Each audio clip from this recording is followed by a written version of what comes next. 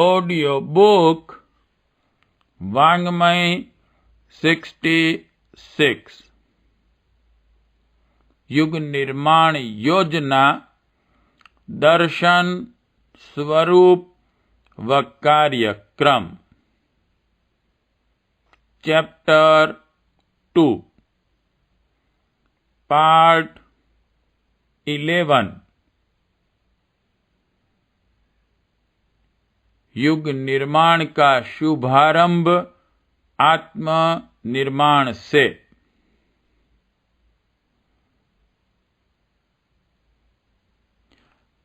कहना न होगा कि नवनिर्माण अभियान का शुभारंभ अपने आप से शुरू किया जाना है। दूसरे को उपदेश और अपनी उपेक्षा, यह बात अन्य प्रकरणों में चल भी सकती है, पर जहां लोक मानस के परिष्कार का प्रश्न सामने आएगा, वहां उसका प्रथम चरण स्वयं ही उठाना पड़ेगा। उत्कृष्टता उपदेश से नहीं, अनुकरण से उत्पन्न होती है। इस तथ्य को जितनी जल्दी और जितनी गहराई से समझ लिया जाए, उतना ही उत्तम है। यदि अखंड ज्योति प्रतिपादित ज्ञान को उपयोगी माना जाए, तो फिर उसे मस्तिष्क से आगे बढ़ाकर अंतःकरण तक ले जाया जाए।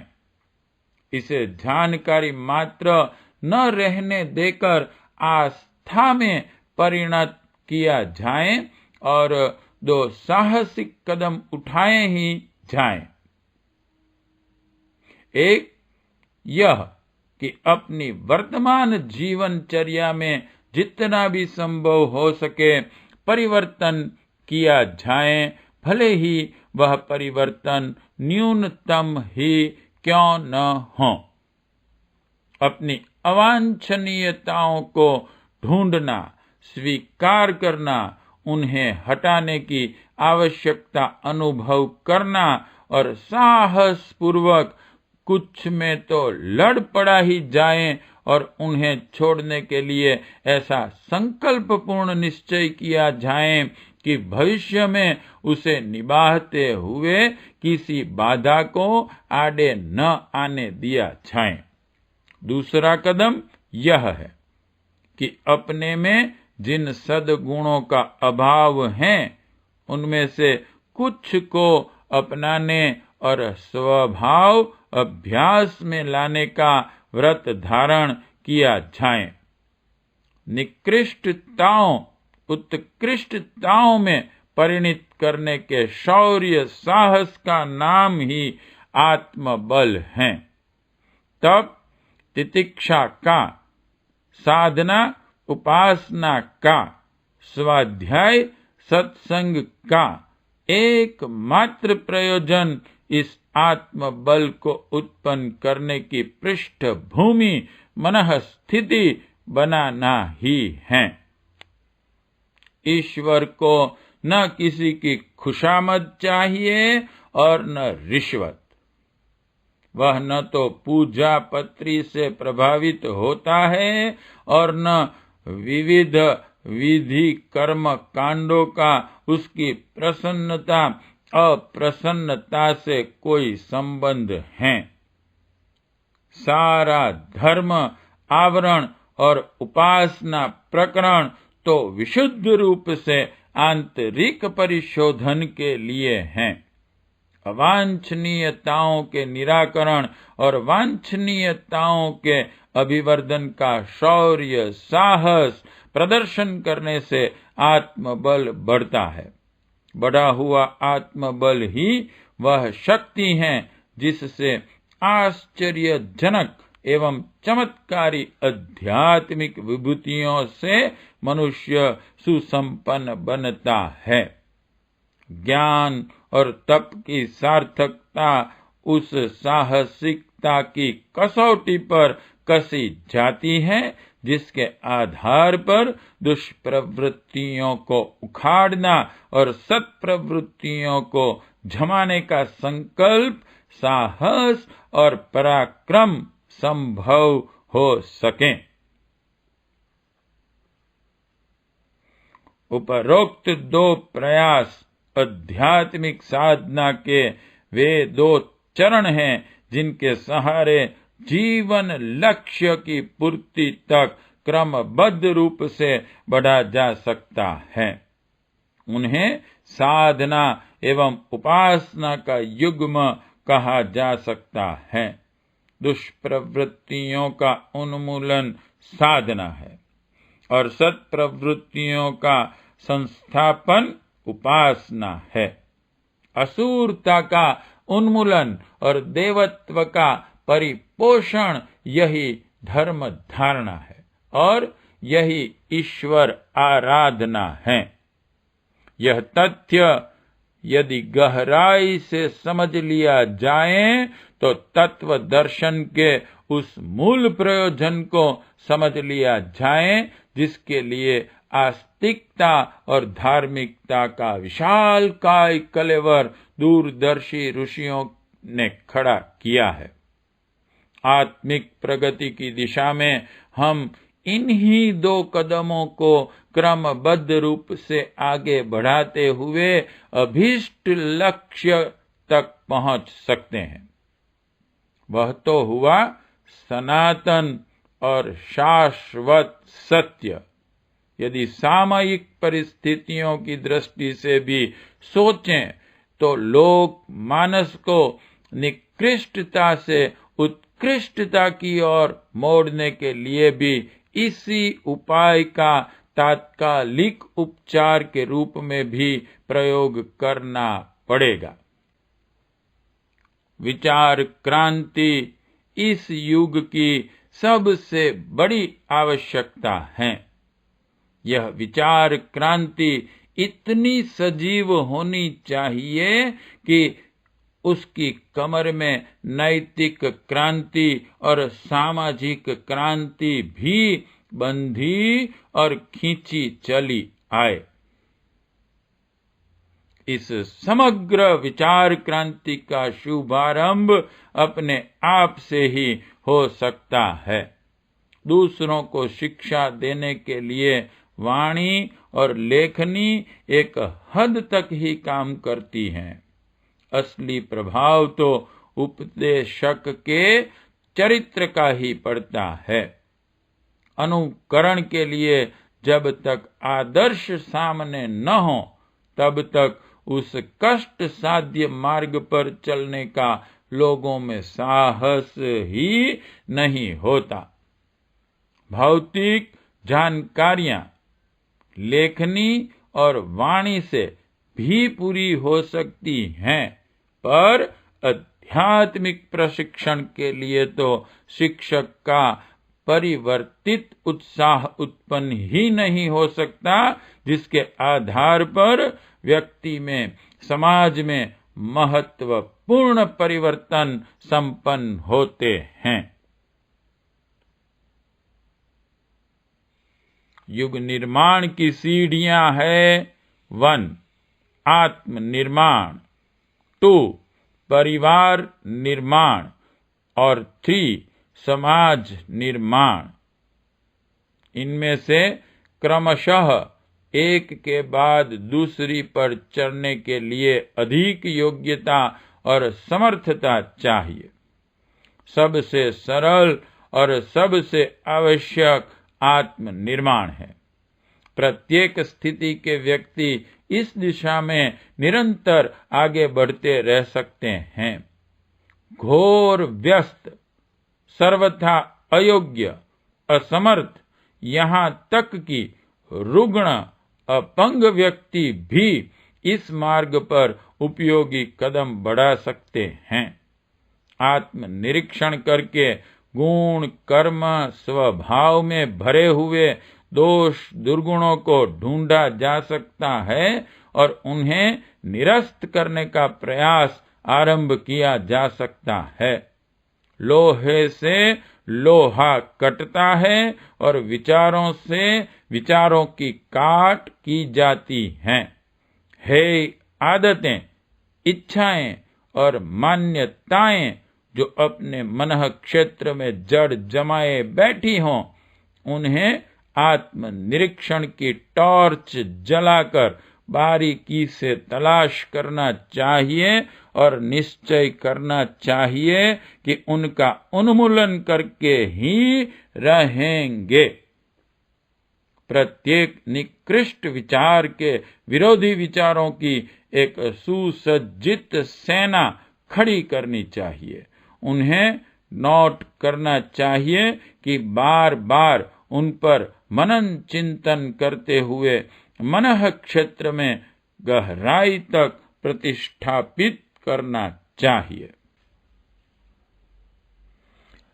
यथा अपने भीतर यदि कामुक दृष्टि ने जड़ें जमा रखी हों, मानसिक अथवा शारीरिक व्यभिचार होता रहता हो, तो उस अपव्यय से होने वाली शारीरिक, मानसिक, नैतिक, सामाजिक हानियों की लंबी सूची नोट करनी चाहिए।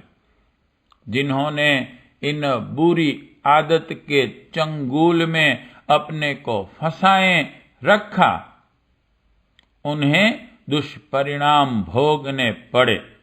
उनके उदाहरण सामने रखने चाहिए। इसके विपरीत जिन्होंने संयम साधा, उन प्राचीन एवं अर्वाचीन व्यक्तियों के उदाहरणों की जीवनचर्या सामने लानी चाहिए। कामुकता की प्रवृत्ति कितनी मूर्खतापूर्ण और कितनी अहितकर है, इस संदर्भ में यदि देर तक चिंतन मनन करते रहा जाए, तो बुद्धि इतने तर्क और प्रमाण प्रस्तुत कर देगी कि इस दिशा में बना हुआ रुझान प्रत्येक दृष्टि से अवांछनीय प्रतीत होगा। मल मूत्र, अस्थि, मज्जा जैसी दृढ़ित वस्तुओं के ऊपर जो चिकनी चमड़ी चिपकी हुई हैं, उसमें सौंदर्य निहारना और मुग्ध होना कितना उपहासास्पद है। किसी रूपवान की काया की यदि चमड़ी उखाड़कर चिंतन के सन्मुख रखा जाए, तो प्रतीत होगा कि सुंदर दिखने वाली काया वस्तुतः घोर घृणास्पद वस्तुओं से ही भरी पड़ी है। उसका सौंदर्य सर्वथा दिखावटी और बनावटी है। इस दुष्प्रवृत्तियों को अपनाकर हम पाते कुछ नहीं, खोते ही खोते हैं। अपने बहुमूल्य वस्त्रों में आग लगाकर थोड़ी देर तापना बुद्धिमता की कसौटी पर खरा नहीं उतरता। हम अपना ही तेज, ओजस, बल, वर्चस्व जलाकर गलाकर कुछ क्षण का घिनौना मनोरंजन करें, इससे क्या बनेगा, क्या मिलेगा? दूसरों से कुछ पाने की लाभ की बात सोची जा सकती है। चोरी, ठगाईगिरी आदि से कुछ तो लाभ होता है, पर व्यभिचार में तो अपनी वह बहुमूल्य सामर्थ्य जो शारीरिक और मानसिक दृष्टि से अत्यंत उपयोगी थी, गंदी नाली में बहा दी जाती हैं।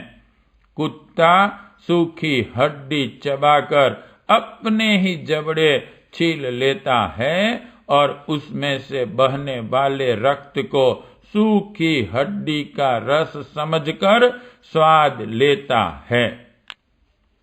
इस मूर्खता में कुत्ता अपने ही जबड़े घायल करता है और देर तक अपनी पीड़ा सहता है। कामुकता के प्रयास लगभग इसी स्तर के हैं। इसके अतिरिक्त समाज में जो अव्यवस्था फैलती हैं। मर्यादाएं टूटने से पारिवारिक विशृंखलता उत्पन्न होती हैं। उसकी हानियां अलग हैं। ऐसे ऐसे अनेक आधार कामुकता की दुष्प्रवृत्ति के विरुद्ध सोचे जा सकते हैं और हर दिन कई बार गंभीरता पूर्वक उनका चिंतन मनन किया जा सकता है। ऊपर की पंक्तियों में काम विकार की चर्चा की गई। अन्यान्य कुविचारों के संबंध में भी यही बात लागू होती है। क्रोध, लोभ, मोह, मद, मत्सर, ईर्ष्या, द्वेष, अहंकार, आलस्य, प्रमाद, अपव्यय आदि के विरुद्ध भी प्रतिपक्षी विचारधारा की ईंटें जमाते हुए ऐसी दीवार खड़ी की जा सकती हैं जिससे सिर पटक कर मनः क्षेत्र पर आधिपत्य जमाने वाले असुर विचारों को निराशा और असफलता के साथ वापिस लौटना पड़े। असुरता की अपने ऊपर विजय केवल इसलिए होती है कि हम उसे सहन करते हैं और पोषण समर्थन प्रदान करते हैं। वस्तुतः उसमें अपनी निजी कोई ऐसी क्षमता नहीं है कि हमारे ऊपर विजय प्राप्त कर सकें। जब भी जो भी डटकर उनका सामना करने खड़ा हो जाएगा, उन्हें अपना शत्रु मानेगा, घृणा करेगा, जो उनका साथ निभाने पर होने वाली अपार हानि का विचार करता रहेगा, उसे किसी मनोविकार से कभी हारना न पड़ेगा। पाप नहीं, जितना हमारा अवसाद है, विरोध प्रतिरोध का सामना न करना पड़े तो छोटे छोटे कीड़े तक बहुमूल्य वस्तुओं को, सुदृढ़ शरीरों को खोखला कर देते हैं। फिर मनोविकार वस्तुतः कितने ही दुर्बल क्यों न हो, प्रतिरोध रहित मनः क्षेत्र पर कब्जा कर ही लेंगे। इसमें उनकी समर्थता एवं प्रबलता कारण नहीं, वरन अपनी उपेक्षा, मूर्छा, कायरता को ही दोष दिया जाएगा।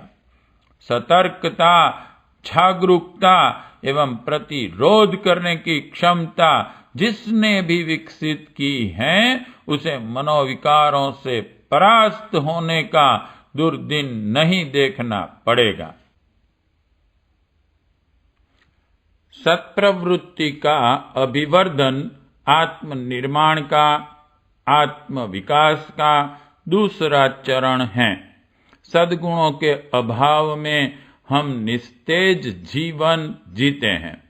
समृद्धि, सशक्तता, विभूति, प्रतिभा एवं सफलता किसी के पास आसमान से नहीं टपकती। उन्हें सद्गुणों की प्रतिक्रिया ही कह सकते हैं। क्या बुरे, क्या भले, हर स्तर के लोग सफलताएं अपने सद्गुणों के आधार पर ही प्राप्त करते हैं। डाकू तक तभी सफल होते हैं जब उनमें शौर्य, साहस, निर्भीकता और सतर्कता जैसे गुणों का बाहुल्य हो। वह गुण न हो तो डकैती करते बन ही नहीं पड़ेगी। चोर जेब कट की चतुरता एवं कुशलता उच्च स्तर की होती है। दूसरे की असावधानी से लाभ उठाने एवं अपने दुष्कृत्य को छिपाने के लिए उसे सूक्ष्म बुद्धि का असाधारण परिचय देना पड़ता है। यदि इन सद्गुणों का अभाव हो तो चोरी झेबकटी बन ही नहीं पड़ेगी। कोई करेगा तो असफल रहेगा। ठगी तभी सफल होती हैं जब मधुर भाषण और दूसरे का विश्वास अर्जित करने की कला आती हो। बनावटी रूप से ही सही, पर छल से सफलता तभी मिलेगी जब दूसरों के ऊपर अपनी विश्वसनीयता की छाप डालने वाला अभिनय कर सकना ठीक तरह आता हो। उसके बिना छल प्रयास की कलई आरंभ में ही खुल जाएगी। यह सब तो हेय प्रयोजनों के लिए सद्गुणों के उपयोग की बात हुई। सदुद्देश्यों की पूर्ति के लिए सफलता प्राप्त करना तो व्यक्तित्व में उपयोगी सद्गुणों की स्थापना किए बिना संभव हो ही नहीं सकता। दुर्गुणी व्यक्ति तो उपलब्ध संपदा की रक्षा तक नहीं कर सकते। सहज ही जो कुछ उन्हें मिला हुआ है उस तक का समुचित लाभ उठा सकना उनके लिए संभव न होगा। कितने ही दुर्गुणी अपने बाप दादों की छोड़ी हुई प्रचुर संपदा को कुछ ही दिनों में बारूद की तरह फूंक कर समाप्त कर देते हैं। सुविधा और सम्मान भरी उपलब्धियों से देखते देखते हाथ धो बैठते हैं। इसके विपरीत गरीबी और कठिनाइयों की अभावग्रस्त असुविधा भरी परिस्थितियों में जन्मे बालक अपनी उत्कट इच्छा शक्ति, श्रम, साधना, अध्यवसाय एवं तलाश प्रयास को अपनाते हुए उन्नति के उच्च शिखर पर जा पहुंचते हैं।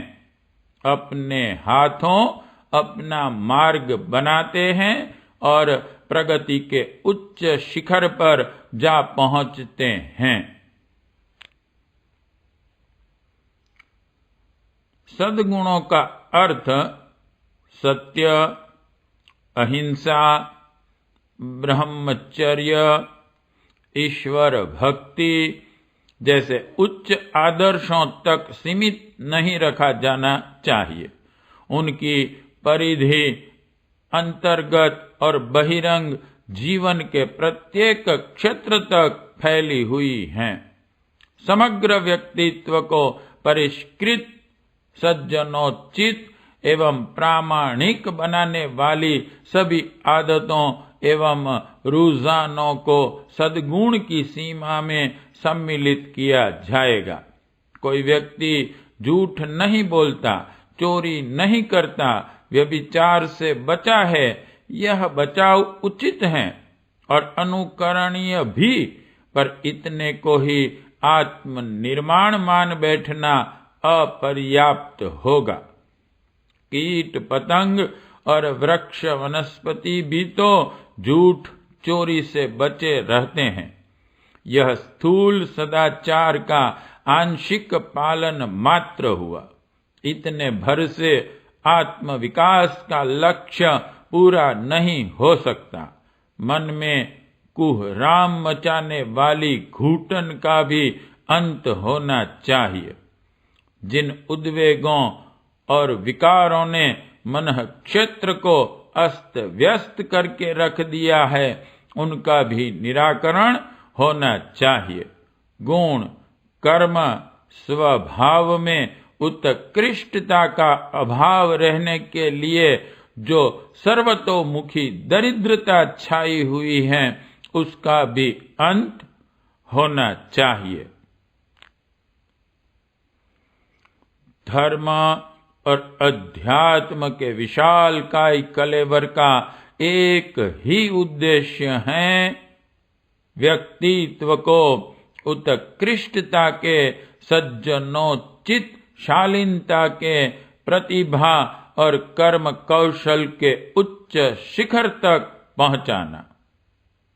इस प्रयोजन के लिए जिस उत्कृष्ट चिंतन और आदर्श कर्तृत्व की आवश्यकता है, उसे जुटाने के लिए अनवरत अथक प्रयत्न करना, इसी का नाम तप साधना है। स्वाध्याय, सत्संग, चिंतन, मनन का इसके अतिरिक्त और कोई उद्देश्य नहीं। ईश्वर प्राप्ति, आत्म साक्षात्कार, स्वर्ग, उपलब्धि और जीवन मुक्ति का तात्विक स्वरूप यही है कि व्यक्ति अपनी समस्त क्षुद्रताओं और निकृष्टताओं को निरस्त करके सदुद्देश्य पूर्ण सत्प्रयोजनों में निरत रहने का अभ्यस्त बन जाएं। परिष्कृत आत्मा का नाम ही परमात्मा है। अपने कषाय कल्मषों का निराकरण करना ही तप साधना है।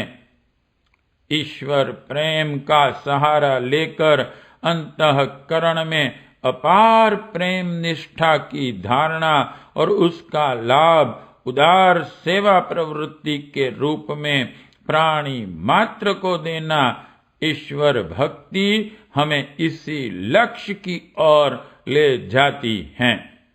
स्पष्ट है कि ईश्वर को किसी की खुशामद या रिश्वत की जरूरत नहीं। कर्म कांडों का घटा टोप उसे न तो आकर्षित करता है और न प्रभावित। जीव और ब्रह्म का मिलन मात्र उस अवरोध को हटाने से ही संभव हो सकता है जो कषाय कल्मषों के रूप में हमारे अंतरंग और बहिरंग जीवन को निकृष्ट एवं पतित स्तर का बनाते हैं। अध्यात्म दर्शन की सारी सफलता इस बात पर निर्भर है कि व्यक्तित्व के समग्र निर्माण के लिए कितना साहस किया गया, दुर्गुणों को निरस्त करने और सद्गुणों को बढ़ाने में कितना प्रयास किया गया। नवनिर्माण आंदोलन का प्रथम चरण आत्मनिर्माण है। इस दिशा में कदम बढ़ाने के लिए किसी भी स्थिति के व्यक्ति को कुछ भी कठिनाई अनुभव नहीं होनी चाहिए। पर्दे में जकड़ी स्त्रियां, जेल में बंद कैदी, चारपाई पर पड़े रोगी और अपंग असमर्थ व्यक्ति भी आज जिस स्थिति में हैं, उससे ऊंचे उठने, आगे बढ़ने में उन्हें कुछ भी कठिनाई अनुभव नहीं होनी चाहिए। मनोविकारों को ढूंढ निकालने और उनके विरुद्ध मोर्चा खड़ा कर देने में सांसारिक कोई विघ्न, बाधा, अवरोध उत्पन्न नहीं कर सकती। दैनिक जीवन में निरंतर काम आने वाली आदतों को परिष्कृत बनाने का प्रयास भी ऐसा है जिसके न बन पड़ने का कोई कारण नहीं। आलस्य में समय न गंवाना, हर काम नियत पर नियमित रूप से उत्साह और मनोयोग पूर्वक करने की आदत डाली जाए तो प्रतीत होगा कि अपना क्रियाकलाप कितना उत्तम, कितना व्यवस्थित, कितना अधिक संपन्न हो रहा है। प्रातः काल अपनी दिनचर्या का निर्धारण कर लेना और पूरी मुस्तैदी से उसे पूरा करना, आलस्य प्रमाद को आड़े हाथों लेना व्यक्तित्व निर्माण की दिशा में एक महत्वपूर्ण कदम है। जल्दी सोने, जल्दी उठने की एक छोटी सी आदत को लें तो प्रतीत होगा कि प्रातः काल का कितना बहुमूल्य समय मुफ्त ही हाथ लग जाता है और उसका जिस भी कार्य में उपयोग किया जाए उसमें सफलता का कैसा स्वर्ण अवसर मिलता है। क्या व्यायाम, क्या अध्ययन, क्या भजन, कुछ भी कार्य प्रातः काल किया जाए 4 प्रतिफल उत्पन्न करेगा।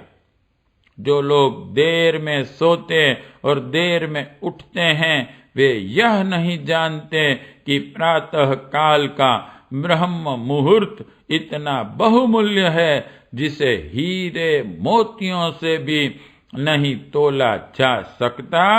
नियमित दिनचर्या का निर्धारण और उस पर हर दिन पूरी मुस्तैदी के साथ आचरण देखने में तो यह बहुत छोटी बात मालूम पड़ती है, पर यदि इसका परिणाम देखा जाए तो प्रतीत होगा कि हमने 1/4 जिंदगी को बर्बादी से बचाकर कहने लायक उपलब्धियों में नियोजित कर लिया। अस्त व्यस्त और अनियमित व्यक्तियों साधारण ढील पोल के दोषी ठहराए जाते हैं, पर बारीकी से देखने पर स्पष्ट हो जाता है कि वे लगभग आधी जिंदगी जितना बहुमूल्य समय नष्ट कर देते हैं, जिसका यदि क्रमबद्ध उपयोग हो सका होता तो प्रगति की कितनी ही कहने लायक उपलब्धियां सामने आती। यदि 1 घंटा रोज कोई व्यक्ति उपयोगी अध्ययन में लगाता रहे तो कुछ ही समय में वह ऐसा ज्ञानवान बन सकता है जिसकी विद्या बुद्धि पर ईर्ष्या की जा सके। स्वच्छता और व्यवस्था ऐसा गुण है जिसमें किसी की सुरुचि का सहज ही परिचय प्राप्त किया जा सकता है। गंदगी से घृणा और स्वच्छता से प्रेम रखा जाए तो वह उत्साह सहज ही बना रहेगा, जिसके आधार पर शरीर, वस्त्र, फर्नीचर, पुस्तकें, स्टेशनरी, बर्तन, फर्श, चित्र, साइकिल आदि संबंधित सामान को स्वच्छ एवं सुव्यवस्थित रखा जा सके। सफाई की यह आदत हिसाब किताब पर, लेन देन पर भी लागू होती है। घर, दफ्तर को, बच्चों को, वस्तुओं को साफ सुथरा रखकर न केवल आगंतुकों को अपनी सुरुचि का परिचय देते हैं, वरन अपने स्वभाव में अनोखी विशेषता उत्पन्न करते हैं।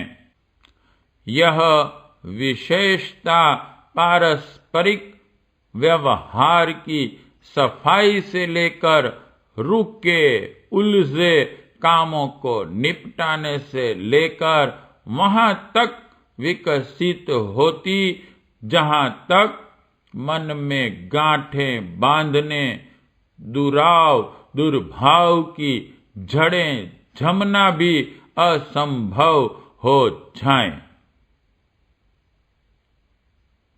धन अपव्यय, पर्याप्त आजीविका रहते हुए भी मनुष्य को दरिद्र ही बनाए रहेगा। वह कर्ज करेगा, जलील होगा, ब्याज भरेगा और महत्वपूर्ण आवश्यकताएं सामने आ खड़ी होने पर बगले झांकेगा। आमदनी से कम खर्च करने के बजट बनाकर चलना आवश्यक होता है।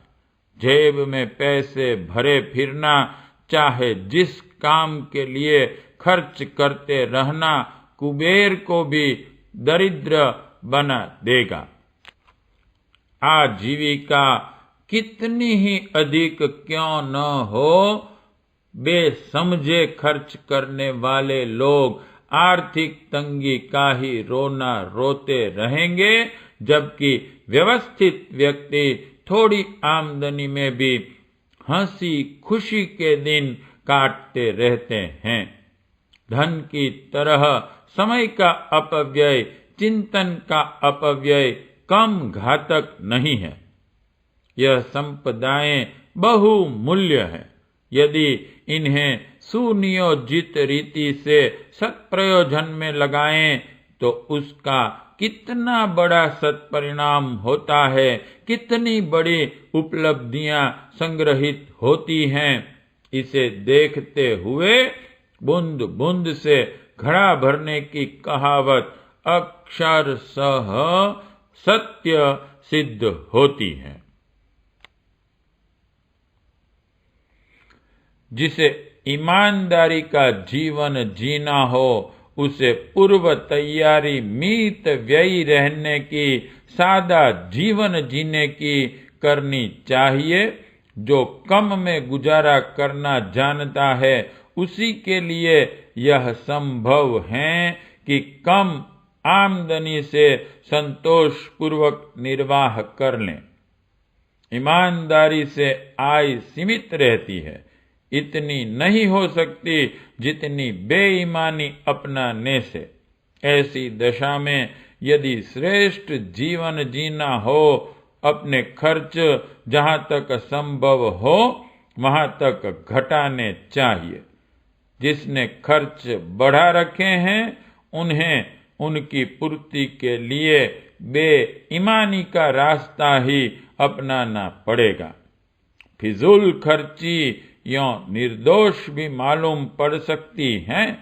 अपना कमाना, अपना उड़ाना, इसमें किसी को क्या ऐतराज होना चाहिए, परंतु बात इतनी सरल नहीं है। प्रकारांतर से फिजूल खर्ची बेईमानी अपनाने के लिए बाध्य करती है। अनियंत्रित खर्च करने की आदत बढ़ती ही जाती है और वह देखते देखते उस सीमा को छूती हैं जहां न्यायोचित आमदनी कम पड़े और घटोतरी की पूर्ति के लिए बेईमानी पर उतारू होना पड़े। जिसने आमदनी और खर्च का ताल मेल बिठाना सीखा है, वही कुछ सत्कर्मों के लिए भी बचा सकता है।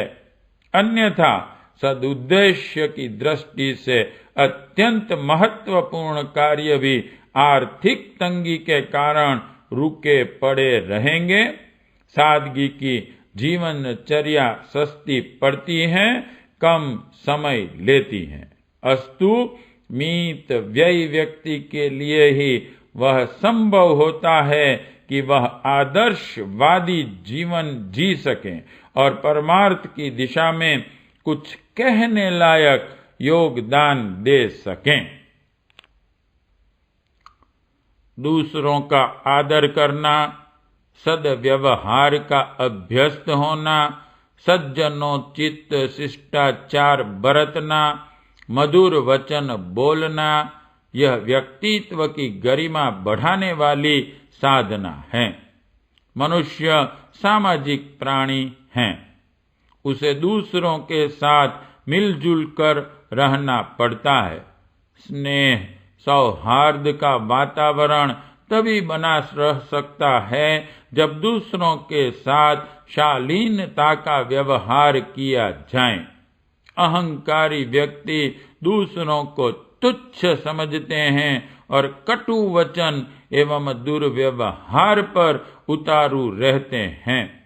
उद्धत आतंकवादी उच्छृंखल आचरण करके कोई अपने अहंकार की पूर्ति होने की बात सोच सकता है, पर वस्तुतः वह हर किसी की दृष्टि में अपना सम्मान खोता है। स्तर गिराता है और घृणास्पद बनता है। उद्धत आचरण में स्वभाव है सामने वाला चुप ही रहे, परंतु उसका स्नेह सहयोग तो चला ही जाता है। इस प्रकार क्रोधी, अशिष्ट, उच्छृंखल व्यक्ति अपना मान बढ़ाने की बात सोचता है, पर वस्तुतः उसे निरंतर खोता चला जाता है। कुछ समय में अपने को एकाकी अनुभव करता है। स्नेह सहयोग से वंचित होकर वह भूत बैताल की अशांत अतृप्त मनस्थिति में जा फंसता है। प्रगति के लिए एकाकी पुरुषार्थ पर्याप्त नहीं होता, उसके लिए कुछ सच्चे सहयोगी होने चाहिए। स्पष्ट है कि स्नेही सहयोगी प्राप्त करने के लिए कम से कम सज्जनोचित और शालीनता युक्त सद्व्यवहार तो बरतना ही पड़ता है। सामाजिक व्यक्ति को संतुलित तो रहना ही चाहिए। ईर्ष्या, द्वेष, झूठ, छल, प्रपंच, दुर्भिसंधि, षड्यंत्र, शोषण, अपहरण, आक्रमणों की आसुरी मनोवृत्ति अपनाकर मनुष्य अपराधी आचरण ही करता है। उनकी गतिविधियां ऐसी हो जाती हैं जिससे मनुष्य सबकी आंखों में गिरता है, यहाँ तक कि अपनी आंखों में भी। धन या पद पाने की अपेक्षा लोक श्रद्धा का प्राप्त करना अधिक मूल्यवान है। दुष्ट दुराचारी बनकर कोई यदि साधन संपन्न बन जाए तो यही कहा जाना चाहिए कि उसने खोया बहुत और पाया कम। व्यसनी, व्यभिचारी, आलसी और प्रमादी, आतंकवादी, अत्याचारी उस सुखद उपलब्धि से वंचित ही रहते हैं जिसे पाने के लिए यह कुमार्ग अपनाया। दुर्भावनाओं और दुष्परिणामों का आश्रय लेकर मनुष्य दूसरों की जितनी हानि करता है उसकी तुलना में अपनी असंख्य गुनी हानि कर लेता है। उद्धत आचरण के परिणामों पर यदि गंभीरता पूर्वक विचार किया जाए तो उसे पहले सिरे की मूर्खता ही कहा जाएगा। समय को नियमितता के बंधनों में बांधा जाना चाहिए। 24 घंटे की निर्धारित दिनचर्या बनानी चाहिए और उस पर तत्परता पूर्वक चलते जाना चाहिए। समय ही सबसे बड़ी संपदा है, उसका एक क्षण भी बर्बाद नहीं होना चाहिए। शरीर की क्षमता के अनुरूप श्रम किया जाए, काम का स्तर और सिलसिला बदलते रहा जाए तो थकान नहीं चढ़ेगी। हर काम में दिलचस्पी पैदा की जाए, उसे खेल समझते हुए पूरे मनोयोग के साथ करना चाहिए। यह आदत पड़ जाए तो दुर्बल शरीर वाला व्यक्ति भी बिना थके बहुत काम करता रह सकता है। आहार विहार विवेकपूर्ण और क्रमबद्ध होना चाहिए। समयानुसार काम बदलने से विश्राम और विनोद का उद्देश्य पूरा हो सकता है। छुट्टी के दिन घर कि सामान की सफाई में जुट जाया जाए तो उपयोगी मनोरंजन और विश्राम का लाभ मिल जाएगा।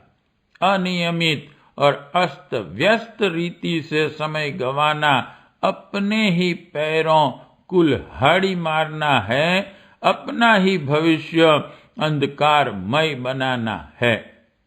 सामने प्रस्तुत कामों को दिलचस्पी और मनोयोग के साथ करने का अभ्यास करना मनोनिग्रह का सर्वोत्तम योगाभ्यास है।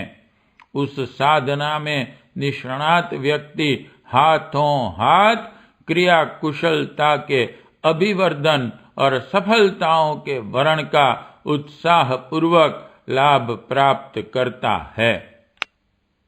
नियमबद्ध एवं क्रमबद्ध होकर हम जो बंधन अपने ऊपर लगाते हैं वे बंदूक की सीमित नली में बारूद भरकर चलाने की तरह प्रचंड शक्ति के स्रोत बनते हैं और हमारी भौतिक एवं आध्यात्मिक प्रगति के अवरुद्ध द्वारों को खोलते हैं। मन को, मस्तिष्क को अस्त व्यस्त उड़ने की छूट नहीं देनी चाहिए। शरीर की तरह उसे भी क्रमबद्ध और उपयोगी चिंतन के लिए सधाया जाना चाहिए। कुसंस्कारी मन बनेले सूअर की तरह कहीं भी किधर भी दौड़ लगाता रहता है। शरीर भले ही विश्राम करें पर मन तो कुछ सोचेगा ही। यह सोचना भी शारीरिक श्रम की तरह ही उत्पादक होता है। समय की बर्बादी की तरह ही अनुपयोगी और निरर्थक चिंतन भी हमारी बहुमूल्य शक्ति को नष्ट करता है। दुष्ट चिंतन तो आग से खेलने की तरह है। आज परिस्थितियों में जो संभव नहीं वैसी आकाश पाताल जैसी कल्पनाएं करते रहने से मन निरंतर कलुषित होता चला जाता है और फिर उपयोगी योजनाएं बनाने के लिए गहराई तक प्रवेश कर सकना उसके लिए संभव ही नहीं रहता। उद्धत आचरण शरीर को नष्ट करते हैं और उद्धत विचार मन मस्तिष्क का सत्यानाश करके रख देते हैं। मनोनिग्रह का योगाभ्यास में बहुत महात्म्य गाया गया है। इस चित्त निरोध का व्यवहारिक स्वरूप यही है कि जिस दिशा को हम उपयोगी मानते हैं और जिस संदर्भ में सोचना आवश्यक समझते हैं उसी निर्देश पर हमारी विचारणा गतिशील रहें। वैज्ञानिकों, बुद्धिजीवियों और योगाभ्यासियों में यही विशेषता होती है कि वे अपने मस्तिष्क को निर्धारित प्रयोजन पर ही लगाए रहते हैं। अस्त व्यस्त उड़ानों में उसे तनिक भी नहीं भटकने देते। यह आदत हमें डालनी चाहिए और जानना चाहिए कि चिंतन का क्षेत्र निर्धारित करके उस पर मन को केंद्रित करने की आदत डाली जाए तो मस्तिष्कीय प्रखरता का मनोबल संपादन का द्वार खुल जाएगा और मंद बुद्धि जैसी मस्तिष्कीय बनावट रहते हुए अपने चिंतन क्षेत्र में निष्णात बन जाएंगे। समय को दिनचर्या में बांधकर शरीर का श्रेष्ठतम उपयोग किया जा सकता है। मन का महत्व शरीर से कम नहीं अधिक है। उसका भटकाव रोकने और उपयोगी निर्दिष्ट चिंतन में यदि सधाया जाना संभव हो सके तो मस्तिष्क की विचार शक्ति से बहुमूल्य लाभ उठाया जा सकता है। समुन्नत जीवन विकास में यह शरीर और मन पर बंधन लगाने की साधना सही रूप से तप, तितिक्षा का व्रत, संयम का उच्च स्तरीय लाभ दे सकती हैं। ऊपर की पंक्तियों में कुछ मोटे सुझाव संकेत भर हैं। विचार करने पर अनेक प्रसंग ऐसे सामने आते हैं जिनमें विधि निषेध की आवश्यकता पड़ती है। क्या छोड़ना, क्या अपनाना, इसका महत्वपूर्ण निर्णय करना पड़ता है। यह हर दिन प्रस्तुत परिस्थितियों और आवश्यकताओं को देखते हुए किया जाना चाहिए। यह मान्यता हृदयगम की जानी चाहिए कि आत्मनिर्माण का महान लक्ष्य प्राप्त करने के लिए अवांछनीयताओं का क्रमशः परित्याग करना ही पड़ेगा और उपयोगी गुण, कर्म, स्वभाव को व्यावहारिक जीवन में समाविष्ट करने का साहसपूर्ण प्रयास करना ही होगा। विधि और निषेध के दो कदम क्रमबद्ध रूप से निरंतर उठते चलने की व्रतशीलता ही हमें प्रगति के उच्च लक्ष्य तक पहुंचा सकने में समर्थ हो सकती है। आत्मनिर्माण के मूलभूत 4 दार्शनिक सिद्धांतों पर हर दिन बहुत गंभीरता के साथ बहुत देर तक मनन चिंतन करना चाहिए। जब भी समय मिले 4 तथ्यों को 4 वेदों का सार तत्व मानकर समझना और हृदयगम करना चाहिए। यह तथ्य जितनी गहराई तक अंतःकरण में प्रवेश कर सकेंगे, प्रतिष्ठित हो सकेंगे, उसी अनुपात से आत्मनिर्माण के लिए आवश्यक वातावरण बनता चला जाएगा। आत्मदर्शन का प्रथम तथ्य है आत्मा को परमात्मा का परम पवित्र अंश मानना और शरीर एवं मन को उससे सर्वथा भिन्न मात्र वाहन अथवा औजार भर समझना। शरीर और आत्मा के स्वार्थों का स्पष्ट वर्गीकरण। व्यक्तियों के लिए हम किस सीमा तक क्या करते हैं, इसकी लक्ष्मण रेखा निर्धारित करना और आत्मा के स्वार्थों की पूर्ति के लिए अपनी क्षमताओं का एक बड़ा अंश बचाना, उसे आत्म कल्याण के प्रयोजनों में लगाना। दूसरा आध्यात्मिक तथ्य है मानव जीवन को ईश्वर का सर्वोपरि उपहार मानना। इसे लोक मंगल के लिए दी हुई परम पवित्र अमानत स्वीकार करना। स्पष्ट है कि प्राणी मात्र ईश्वर की संतान है। निष्पक्ष न्यायकारी पिता समान रूप से ही अपने सब बालकों को अनुदान देता है। मनुष्य को इतनी सुविधा, साधन, वह विलासिता और अहंता की पूर्ति के लिए देकर पक्षपाती और अन्यायी नहीं बन सकता। जो मिला वह खजांची के पास रहने वाली बैंक अनामत की तरह है। संसार को सुखी, समुन्नत बनाने के लिए ही मनुष्य को विभिन्न सुविधाएं मिली हैं।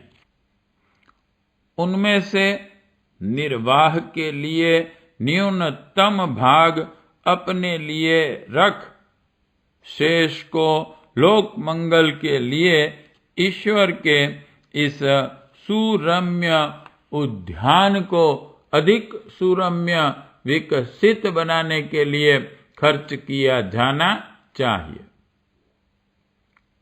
तीसरा महासत्य है अपूर्णता को पूर्णता तक पहुंचाने का जीवन लक्ष्य प्राप्त करना। दोष दुर्गुणों का निराकरण करते चलने से ही ईश्वर और जीव के बीच की खाई पट सकती है। इन्हीं 2 कदमों का साहस और श्रद्धा के साथ अनवरत रूप से उठाते रहने पर जीवन लक्ष्य तक पहुंचना संभव हो सकता है। उत्कृष्ट चिंतन और आदर्श कर्तृत्व की नीति अपनाकर ही आत्मा को परमात्मा बनने और नर को नारायण स्तर तक पहुंचने का अवसर मिल सकता है। स्वर्ग, मुक्ति, आत्मदर्शन, ईश्वर प्राप्ति आदि इसी अपूर्णता के निराकरण का काम है। चौथा महासत्य है इस विश्व ब्रह्मांड को ईश्वर की साकार प्रतिमा मानना। श्रम सीकरों और श्रद्धा सद्भावना के अमृत जल से उसका अभिषेक करने की तप साधना, सहृदयता विकसित करना, आत्मीयता का अधिकाधिक विस्तार करना, अपने पन को शरीर परिवार तक सीमित न रहने देकर उसे विश्व संपदा मानना और अपने कर्तव्यों को छोटे दायरे में थोड़े लोगों तक सीमित न रहकर अधिकाधिक व्यापक बनाना। यह 4 सत्य, 4 तथ्य ही समस्त अध्यात्म विज्ञान के साधना विधान के केंद्र बिंदु है। 4 वेदों का सार यही है। इन्हीं महासत्यों के हृदयगम करने और उन्हें व्यवहार में उतारने से परम लक्ष्य की प्राप्ति होती है, जीवन उद्देश्य पूर्ण होता है। इन महासत्यों को जितनी श्रद्धा और जागरूकता के साथ अपनाया जाएगा, आत्मनिर्माण उतना ही सरल और सफल होता चला जाएगा।